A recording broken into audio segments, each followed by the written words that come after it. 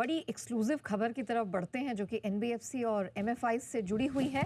और ये खबर लेकर एकता हमारे साथ शो में शामिल हो चुकी हैं। एकता, ज़रा बताइए इस स्पेस से जुड़ी कौन सी बड़ी खबर आपके पास है?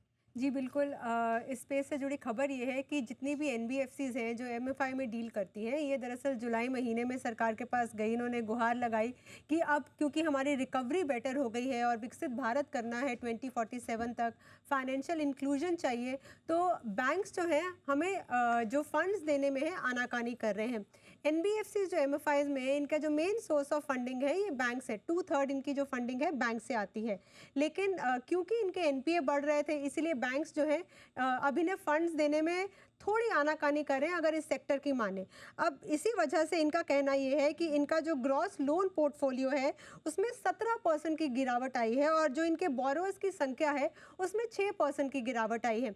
ऐसे में अगर एमएफआई सेक्टर की माने तो इनका ये कहना है कि जुलाई महीने में ये वित्त मंत्रालय से मिले थे, मीटिंग हुई थी, तो इसलिए अब इन्हें जो है जब इन्होंने अपनी मांग सामने रखी तो ये आश्वासन दिया गया कि इन्हें 15,000 करोड़ से 25,000 करोड़ की जो है क्रेडिट गारंटी मिल सकती है। जिसका मतलब ये कि अगर ये बैंक से लोन लेने जाते हैं तो 75% जो है सरकार गारंटी देगा, 25% इनका जो है रिस्पॉन्सिबिलिटी होगी। ऐसे में अगर ये ऐसा क्रेडिट गारंटी इन्हें मिलती है तो ये इस सेक्टर के लिए बड़ी बात है, इससे जुड़ी एनबीएफसीज के लिए बड़ी बात है, क्योंकि तब जो होगा कि लिक्विडिटी आएगी सिस्टम में, ज़्यादा ये लोग लोन बांट पाएंगे, इनकी बुक्स पर हमें असर दिखेगा। तो ऐसे में एमएफआई सेक्टर के लिए ये ओवरऑल एक पॉजिटिव खबर हो सकती है, क्योंकि सरकार ने इन्हें 15 से 25,000 करोड़ की क्रेडिट गारंटी का आश्वासन दिया है।